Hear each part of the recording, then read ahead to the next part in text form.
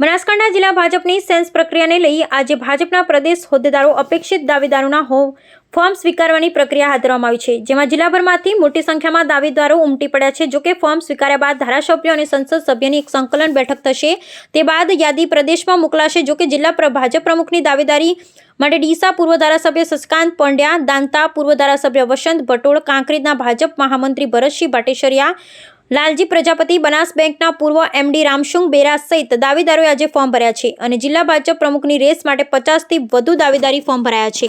ત્યારે પ્રદેશના નિરીક્ષકો આ ફોર્મને સ્વીકારશે, તેની ચકાસણી કરશે, ત્યારબાદ જિલ્લા સંકલનની બેઠક યોજાશે।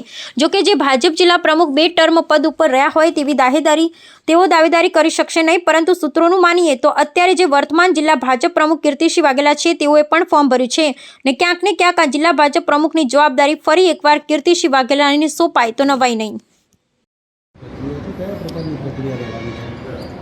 સંગઠન પર્વ 2024 એની શરૂઆત થયા પછી પ્રથમ પ્રાથમિક સભ્યો એ પ્રક્રિયા પૂરી થઈ, પછી સક્રિય સભ્યો, પછી બૂથના પ્રમુખોની આ વખતે જે કંઈ નિમણૂકો કરી એ રીતે બૂથના પ્રમુખનું મહત્ત્વ શું છે એ ભારતીય જનતા પાર્ટી આખા દેશના લોકોને સમજે। બૂથના પ્રમુખોના વરઘોડા નીકળતા હોય, બૂથના પ્રમુખને સંસદ સભ્યની ખેસ પહેરાવતા હોય, એવું પહેલી વખત નહીં। એ પછી એ જ રીતે બૂથ સમિતિઓ બની, બૂથના પ્રમુખો બન્યા અને મંડળના પ્રમુખો, તો મંડળના પ્રમુખોમાં આ વખતે પ્રદેશે ક્રાઇટેરિયા નક્કી કર્યું। 40 વર્ષ ચૂંટણી અધિકારીઓને 5 વર્ષની સત્તા આપી, એટલે 45 વર્ષ। તો એ રીતે ફોર્મ ભરાયા।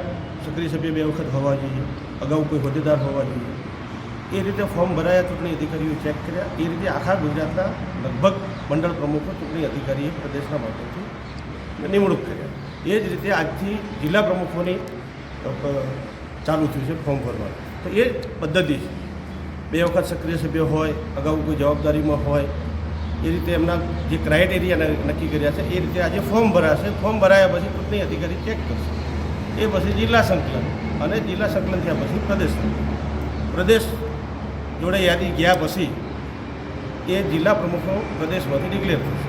આજે અમે ઘણા બધા લોકોએ અહીં જિલ્લા પ્રમુખ તરીકે ફોર્મ ભર્યા। 2 વખત જિલ્લા પ્રમુખ તરીકે જેને જવાબદારી સતત નિભાવી હોય એ ફોર્મ ન ભરી શકે, 1 વખત પ્રમુખ રહ્યા હોય તો એ ફોર્મ ભરી શકે। બનાસકાંઠા જિલ્લાના નવા ભાજપ પ્રમુખ માટેની ફોર્મ ભરવાની પ્રક્રિયા છે, આ પણ આવ્યા છે, કયા પ્રકારની આ પ્રક્રિયા રહેશે ને ક્યારે પ્રમુખની જાહેરાત કરશે? આ બધા જાણો છો કે ભારતીય જનતા પાર્ટી લોકશાહી ઢબે ચાલતી પાર્ટી છે। સંપૂર્ણ પારદર્શક સંગઠનની પ્રક્રિયા થતી હોય છે। આપ એ પણ જાણો છો કે 50,000થી વધારે બૂથોની સંરચના થઈ ચૂકી છે, મંડળની સંરચના થઈ ચૂકી છે, અને હવે જિલ્લા પ્રમુખો માટેની આજના દિવસે 9 વાગ્યાથી 12:30 સુધી ફોર્મ સ્વીકારવાની પ્રક્રિયા થઈ રહી છે।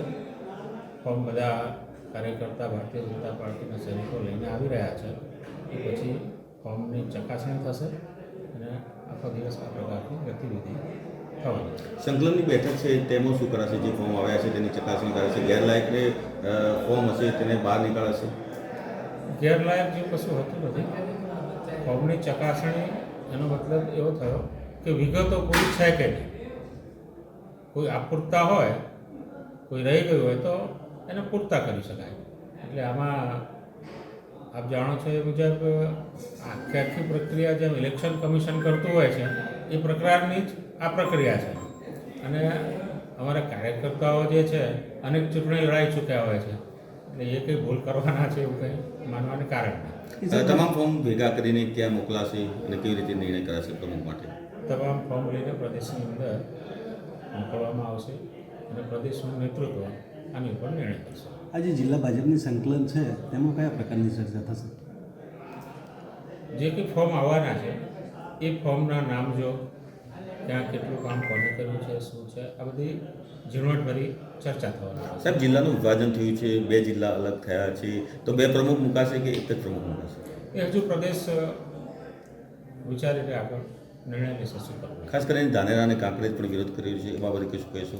નહીં, અમારે તો અત્યારે જે ચૂંટણીની પ્રક્રિયા છે એટલે આ આચારસંહિતા કહેવાની માટે ચૂંટણીની પ્રક્રિયા પૂરતું મર્યાદિત છે। ભારતીય જનતા પાર્ટી એ લોકતંત્રને વળેલી પાર્ટી છે. સમગ્ર વિશ્વમાં સૌથી મોટી પાર્ટી હોય રાજકીય પાર્ટી લોકશાહીને વળેલી એકમાત્ર ભારતીય જનતા પાર્ટી છે. સૌથી વિશ્વમાં કોઈ રાજકીય પાર્ટીના સદસ્યો હોય તો એકમાત્ર ભારતીય જનતા પાર્ટી છે. અને આટલી મોટી વિશ્વની મોટામાં મોટી પાર્ટી હોય મિત્રો, અને એ પણ લોકશાહી ઢબે ચાલતી હોય, આવો ઇતિહાસો તમને ક્યાંય જોવા નહીં મળે. અન્ય પાર્ટીઓ છે આખા દેશમાં, પણ તમે જો એક હથ્થું શાસન ચલાવતી હોય છે. જેમને ઠીક લાગે એમને પ્રમુખ બનાવતી હોય છે, જેમને ઠીક લાગે એને કાઢી મૂકતી હોય છે. પરંતુ ભારતીય જનતા પાર્ટી લોકતંત્રની પ્રક્રિયા મુજબ બૂથથી માંડી અને પ્રદેશ સુધીની પ્રક્રિયા પૂરેપૂરી પ્રામાણિકતાથી નિભાવતી હોય એકમાત્ર પાર્ટી છે.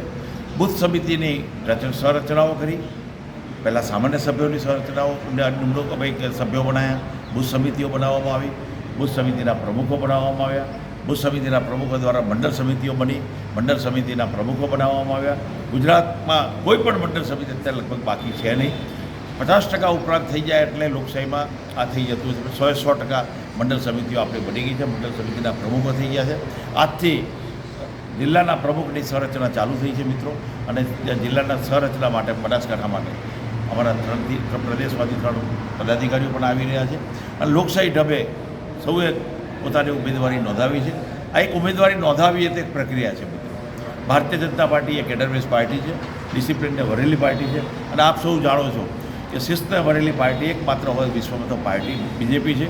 અને બીજેપીમાં ભલે 100 ઉમેદવાર હોય, 500 હોય કે 50 હોય કે 5 ઉમેદવાર હોય, પરંતુ જે પણ ઉમેદવારને પાર્ટી અને બધા ભેગા થઈને નિર્ણય કરતા હોય છે, સરવાળુમતે નિર્ણય કરતા હોય છે, એકતરફી નહીં, સરવાળુમતે નિર્ણય થતો હોય છે. એ નિર્ણયને તમામ ઉમેદવારો કે તમામ કાર્યકર્તાઓ ખભે બેસાડી અને એને તન મન ધનથી મદદ કરતા હોય છે. માટે આ પાર્ટી સમગ્ર દેશમાં અત્યારે સુશાસન કરી રહી છે છેલ્લા 10-11 વર્ષથી. અને ગુજરાતમાં 30 વર્ષથી એક હથ્થું શાસન કરતી હોય, પ્રજા ખોબલે ખોબલે વોટ આપતી હોય, તે ભારતીય જનતા પાર્ટીને આપે છે. એનું કારણ એ છે સીધી પ્રજાના હૃદય સાથે જોડાયેલી પાર્ટી છે મિત્રો. અને આપ સૌ જુઓ છો કોંગ્રેસ તળિયે બેસી ગઈ છે. તળિયે બેસવાનું કારણ કે કોંગ્રેસની પોતાની માનસિકતા છે, એના અંદરૂની વિખવાદ છે.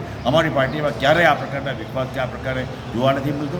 ડિસિપ્લિન એ પાર્ટીનો મહત્ત્વનો હિસ્સો રહ્યો છે, આપ સૌ જાણો છો. અને આજે કમલમ ખાતે અહીંયા પ્રક્રિયા ચાલુ થઈ છે. અમે લોકો પણ અહીંયા આવ્યા છીએ. પાર્ટી જે પણ નિર્ણય કરે, જેને પણ જવાબદારી આપે એ અમે સૌ સહર્ષ અને સ્વીકારીએ છીએ. કાર્યકર્તા તરીકે દરેક સાચો કાર્યકર્તા હોય છે પાર્ટીનો એની જવાબદારી બનતી છે. મહત્વની વાત